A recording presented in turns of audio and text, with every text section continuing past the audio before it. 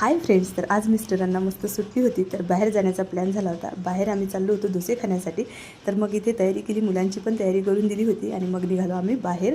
बाहेर आल्यानंतर आमच्या प्लॅनमध्ये जरा चेंज झाला.